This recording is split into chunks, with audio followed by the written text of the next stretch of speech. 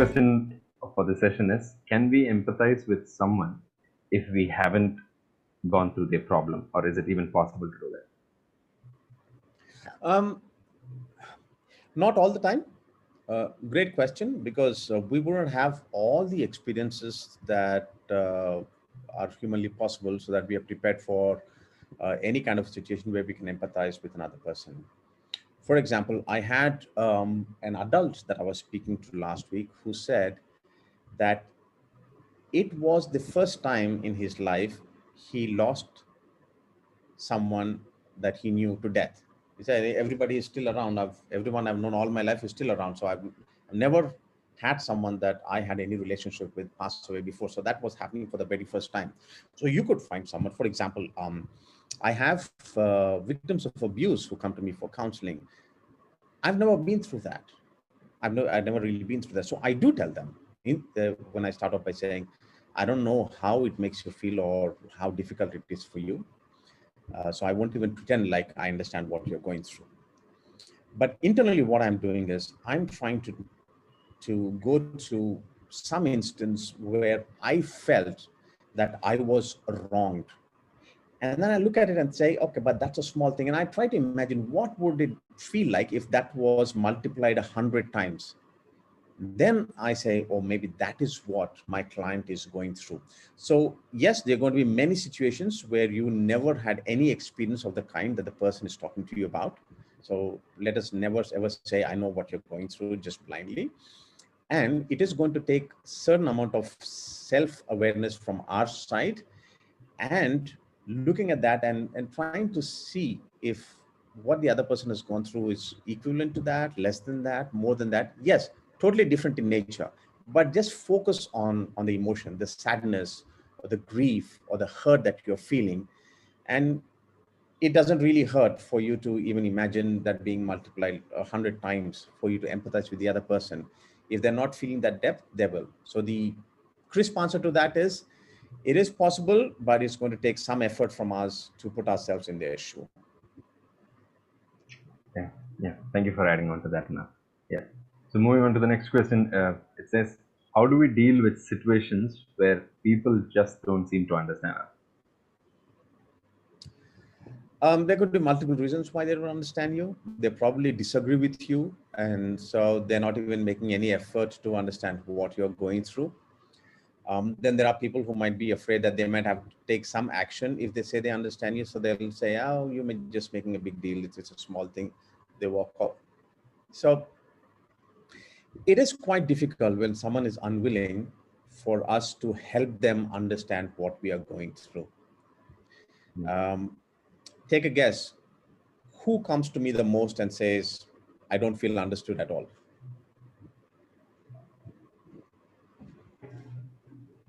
Any section, gender, age, work. Oh no, my wife says she doesn't understand me. She says 26 years, she says, I just can't understand you.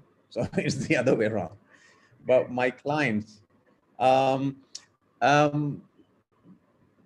not generally spouse. The number one group of people who come to me and who say I don't feel understood at all are teenagers. Okay. They say, my parents don't understand at all. They don't understand what I'm going through. But that should come across as strange, because all these parents have been teenagers at some point of time. And they probably said the same thing about their parents. So technically, every parent should be able to understand what the child is going through, because they've been through that some 20, 30 years ago. But yet, they don't, because I don't know, maybe they behave like that, they haven't gone through like that, or they don't want to accept the fact that they've done some stupid things, they've made some mistakes, things for whatever. So it is difficult for us to force someone to understand us unless they have an open mind, a listening ear, and a heart that wants to help us. That is when they'll put some effort into understanding. Remember, it is possible for us to help someone without even understanding what they're going through. We just need to say, hey, how can I help? And if they tell you, that's great. So if you find an understanding friend, if you have an understanding spouse or parent, you are very, very fortunate. So don't forget to be that understanding person for others. Yeah, that's great. So in our life, we always come across people who are overly opinionated on various things. So the question is based on that. How do we deal with people who are overly opinionated? You can't. Just go back and think about something that you are opinionated about and you didn't want to give in to what the other person is saying. We've all been there. We've all been in places where you say, I don't even understand what you're going through, just making a big deal. So we are bound to get those expressions. And if they are opinionated, they're not open to listening to your side of the story, don't bang your head against the wall. Frankly speaking, you're better off either talking to someone else who's at least willing to listen to you, even if they don't understand. Yeah, thank you for adding on to that. Na. Uh, this is one major question that many of us struggle with. Our friends and our family members, sometimes they just want to be left alone. So the question is, how do we help people who want to be left alone? Um, Leave them alone, but Okay. not physically, Yeah. not walking away from the relationship. I'll give you an example. There was this little kid. Let's call him Little Johnny. Yeah. So Little Johnny won a prize at the school for helping somebody. But what was strange was when he told, people were wondering how could he even won a prize. So here's his story. He said, Mr. Smith, who lives next door to me, lost his wife. He's an old man and he lost his wife very recently. So I went over to be with him. And he was sitting there feeling sad and crying. So I asked him what was happening. He said, oh, I'm very sad. I miss my wife. And so I asked him, can I do something to help you? He said, there's nothing you can do, child. You're too young to understand these kind of things. So I just sat there for some time. And after spending about half an hour, 40 minutes with him, I came away. So he was asked, what the heck did you do? You just sat there for half an hour. What did you do? He said, I helped him cry. Sometimes you don't need someone to do something for you to help you deal with the situation. All you need to know is that they're available. Your friend might be halfway across the world, but if you know in your heart that it doesn't matter which time of the day or night, you could just pick up the phone and this person is going to be there just to even listen to you and help you vent out your feelings, you'll have that certain sense of assurance in you saying, I know there's always someone that I can bank on to listen to me. So if they say, leave me alone, which is what most of the times people who are very upset will say to you, tell them, okay, but don't forget that I'm still around. So whenever you're ready to talk, whenever you want to say something, I'm here. Because if you keep nagging them, no, why can't you tell me? I'm sure I can help you. Do you think I'm not your friend? Do you think I can't help you? You're just piling on more misery. So if they say, leave me alone, just be around at an arm's length, at a distance, just keeping an eye on of them so that they don't hurt themselves, but also letting them know that you're still available, whether they get out of the mood in the next half an hour or half a month, that you are there for them to turn to and talk whenever they're ready. Yeah. Thank you. Na. You were saying that you helped that person cry for some time. So the next question is very much related to that, and but not directly, but it says how to help people who suddenly cry for no reason. Um, that's going to be professional help. People who suddenly cry for no reason will definitely have one of these two things. One, a really deep hurt that they're unable to deal with and they're not able to speak to someone about and express, because either they're afraid for themselves, they're afraid for the person who hurt them, or it's either embarrassing for them or will bring down some person of repute. So they're battling with this entire thing of how can I even tell someone that this happened to me. Remember, especially victims of self sexual abuse, they think something is wrong with them, they think they invited that, and they have this strong sense of shame and guilt most of the time. So they are unable to speak about it. So any of these situations could force a person to keeping a lid on what happened, but it's too much for them to handle, so they're trying. Or number two, they're going through clinical depression, and there's nothing that you can do to help except for talking to them into seeking professional help, because clinical depression will not just automatically go away. If there's a genetic reason for it, then there needs to be under medication. If it's a mood disorder, then they need professional help. If there is a reason, like I said, they're probably not open to talking about it. They're trying to manage on their own, and every once in a while there is a breakdown where the emotions get too much for them to handle. Thank you, Anna. Whoever has asked that question, I hope you've listened to this, and we hope that you'll be able to help the person whom you're trying to. Um, Anna, the next question is how to help someone who is depressed and given up on life. To add more context, it says someone who does not have any motivation to take any steps to move on because of a loss. Yeah, so that would again point us, loss would generally point us to depression, because they feel, hey, if this is a loss, if it's a personal loss, then they'll feel low and down out. If they've lost someone to death or to any kind of health issue, then they feel this could happen to me tomorrow. If they felt the loss of someone they loved, someone who actually was a good person, then they could end up thinking, oh, if this can happen to good people, then it could happen to anybody else. That could raise questions on the availability of people in our life, the longevity of life, and if they are someone who profess faith, who are religious, then they'll question saying, why did God let this happen? So if it's happened to someone today, it might happen to me tomorrow. So what's the point of life? They would have given up, and that leads to lack of motivation. If you see someone who's depressed, again, always let them know that you're around and encourage them to seek professional help. Depression is dangerous. It could go from mild depression.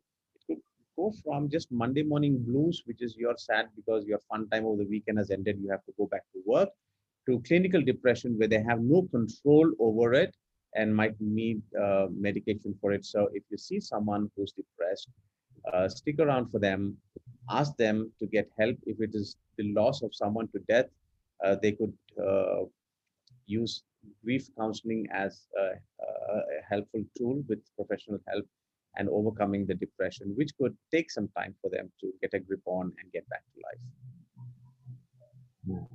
Thank you, Anna. Thanks for adding on to that. This question that we're going to deal with next is very much relatable to me. When someone is making a mistake and have done that before, how do I correct that person? You start by saying that you made a mistake. Yeah, but that will backfire a lot. It will immediately encourage the other person to open up, because hey, here's someone who's made the same kind of mistake I've made, so I'm not alone. And it gives them hope that this person might actually understand what I am going through. It may not be the exact situation, but if it's the same kind of a mistake, then you know what he or she has done.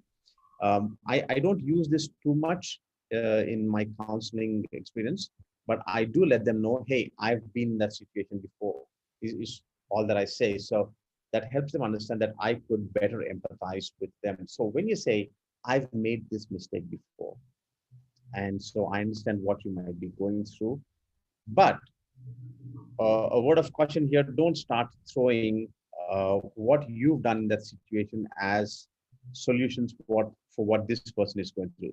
Don't say, hey, I've done this, so maybe you should try this. Ask them, what have you tried? How have you tried to manage this before? Could I offer you a piece of advice? Or let me tell you about my experiences. So don't make it into an advice. Just say, well, this is what I did. This worked for me. This did not work for me. These were the corrective steps that I've taken. And just leave it at that. They may or may not learn something from it, but at least they know that there are more people out there who've made this mistake. And frankly, I say this in my training programs. Uh, the reason why I ended up in my current profession of counseling is not because I have led an exemplary life. I've never made mistakes, and I can set people right and tell them how to lead greatly successful and morally upright lives. No, I'm here because I made all the mistakes possible, and so I know why and how it is possible for people to make mistakes, and I'm better able to empathize with someone who's sitting across and says, this is what I'm going through. And I sit there knowing exactly what I'm going through. And that also helps me not to be a judgmental person, because if I can make a small mistake, if I couldn't handle myself in a simpler situation, that I have no right and I should not be judging someone who is handling bigger problems and has given to bigger temptations. Yeah, true. Yeah. In midst of all this empathy and the world being very less connected and all that, and for us to find it hard to find people whom we can open up with, the question is, how can we find a trustworthy person to empathize with me? Okay, this is a dicey question, because when you say, how can I find a trustworthy person, which probably means you don't trust the people who are around you, and that's not a nice place to be in.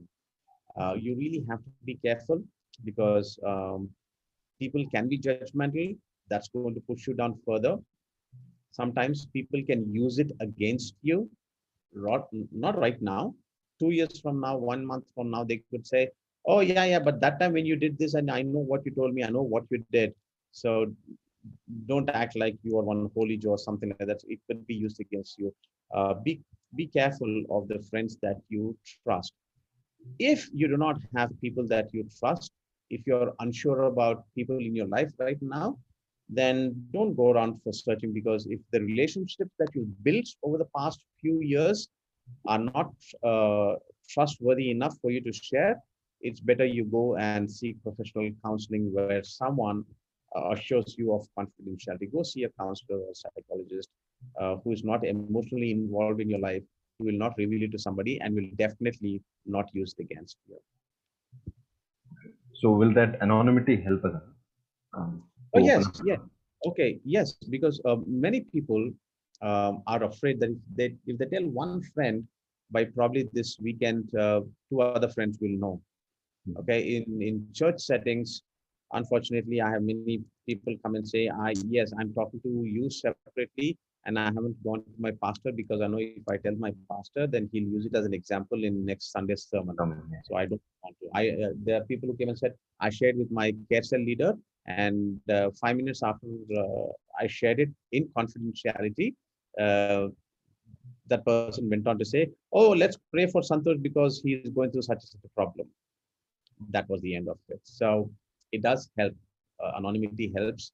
And that's why some people are more comfortable just getting on a phone call with me. They don't even want to get on a video call. I insist, because I at least need to know that this is a real person who's not impersonating somebody else and has the problem for real. But sometimes some people are very shy and they say, no, I don't even want to be seen. They want to remain anonymous. So it does help, yes. Yeah. Thank you. Now, this sounds like a tricky question for me. It says some people are happy and sad at the same time. How can we understand them better? Um, I'm happy and sad sometimes at the same time, right? I'm sad when I see a couple breaking up, and then I'm happy that this is just a movie. Oh my goodness. Okay. You understand? Yes. I might feel sad that my friend is going away, but I'm happy for my friend because he or she is going on to do bigger, better things. Yes. Okay. But if you're talking about this being spread over a period of time, uh, then that could be a cause of concern. The possibility really is that we could either be happy or sad. I mean, just as an individual in life, putting that person's entire life together. But there is a good possibility of someone being happy in the morning, and then by afternoon, late afternoon, you see that they're down and out and sad. And then that sadness could be around for 2 3 days, a week, and then suddenly they wake up next day morning and then they're happy, they're on top of the world, claiming that they can do anything they put their minds to. This could give us an idea into the possibility of a mood disorder called bipolar disorder, which is people who swing from great heights of happiness and joy and confidence to sudden drop to feeling that, there's nothing to my life, maybe I should just do hurt myself in some way or kill myself. So bipolar is swinging between these two extremes. So if that is what you're referring to, again, professional help. But if someone is happy and sad at the time, maybe there's generally is a good explanation as to who they're happy for and who they're sad for. Okay, now moving on to the next question. Suggesting solutions to the problem or making them self-evaluate and come up with their own solution. Which of these is better? The second one is the best for a couple of reasons. One, the first one is very directive. So I just say, Jobin, yeah, next time you meet your friend, you say this. So you practice that in your head and you just go and say it. It may or may not come from deep within you. You may not agree with it, but you're saying it just because I told you so. And if the response is something that you're not expecting, then you don't know what to do beyond that because this was not your idea in the first place. You'll have to come back, call me and check and say, hey, Santosh, what do I say? Because this was the response. Then I tell you something else. This could go on all day long.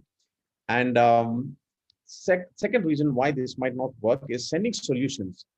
We actually call it sending solutions. Sending solutions is you put yourself up in a position where you seem to think you're a better person and you just say, you do this and you do this and your life will be okay. Now just be gone. Okay, next, what's your problem? You are not paying attention to what the other person is saying or feeling. Whereas if you help them become self-evaluative, number one, they will question their feelings and come to a point where they're really sure about what they are feeling. And if the solution comes from deep within them, if they see light, if you facilitate enough thinking, if you pose enough questions, till they come up with a solution, they are more likely to carry it out because it came from within them. It's not something that I told them to do, you told them to do. It's come from within them, so it will carry more conviction and it will drive them more to put that into action. Yeah, thank you. Now, next question is: does empathy solve problems in relationships? Yes, lack of empathy creates problems. So it does have. Let us say if both of you are sharing a room and one of you wants the AC on and the other one wants the AC off and the windows open. Now, one of you will have to empathize with the other. Think back of a time when you wanted something and your friend or a parent said, okay, Baba, I mean, I'll kind of manage with the temperature. You put AC up at whatever you want. So if you don't empathize, in this situation example that I've given you, both of you do not empathize and stick to your guns, then both of you are going to be unhappy. So yes, empathy solves problems in a relationship because you're trying to understand why it is important to the other person. This could be a friend, this could be a romantic partner, this could be a spouse, this could be anybody that you have any kind of relationship with. If you empathize with them, you probably come up with a more understanding and accommodating solution. And when you do that, your friend's response, the other person's response also might make it easier for you to come to a compromise and say, hey, I'll do this for you, or I'll do this for you next time. And both of you can get along better. Yeah, thank you. Now, we've got two more questions for the day. In case if you guys have any, you can quickly send in, and we're moving on to the next question. It says, how can I empathize with someone when I'm hurt in the first place? Sometimes when we are hurt, we only think about ourselves. Most of the time when we are hurt, we think about ourselves first. And if there is a good reason, either it has to be a child who slapped us in the face, the kid doesn't know, or it has to be a friend who's so close to us that we have given them the liberty to slap us, or it could be a situation because I slapped him yesterday. So we know that he can slap me back too. Here's where compassion comes. You are so hurt sometimes, and you might be feeling that you're left alone. No one's paying attention to you. And then someone asks you to help another person, or that person himself might say, hey, I'm hurt. So what about my feelings? What about my hurt? And you're looking and saying, do you even understand what I'm going through or what I have lost here? That you're now not only have you hurt me now you're also asking me to understand your hurt and help you overcome better when I am hurting in my own way. There's a phrase, there's a title phrase that we use. It's called being a wounded healer, right? So I now help people heal because at some point of time in the past, I was wounded. Someone hurt me. But in that situation, it's easy because I was hurt some time ago and I probably have overcome it. But sometimes when here and now, if you and I have a fight, and then you say, hey, you're just being so rude, you don't even understand what I'm going through. And I'm going to be looking at you saying, have you tried to understand what I am going through? And this usually happens when you have a big fights with people that you love the most, because the expectation from both of them is that the other should empathize and understand them. So if you have that emotional depth in you, it would do a lot of good if you put aside your hurt for some time and are able to be compassionate to the other person. It's not possible all the time, but if you're hurt too much and you're not able to empathize, it's okay for you to excuse yourself and say, you know what, I'm too hurt right now. Let's come back to this later in the evening or the next time we meet. And both of you would be in a better position to empathize and help the other person. Yeah. Okay, now moving on to the last question that we have for the day, and it says, is there a negative side to empathy? For example, if a person is empathized with all the time, will he or she become weak or have less motivation? This has less to do with empathy and more to do with our actions based on empathy. For example, if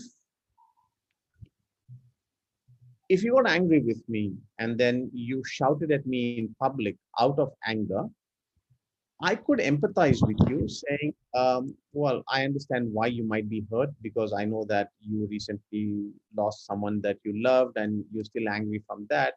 So any small thing that irritates you now, you burst out in anger. So I could empathize with you and I let go of it for now.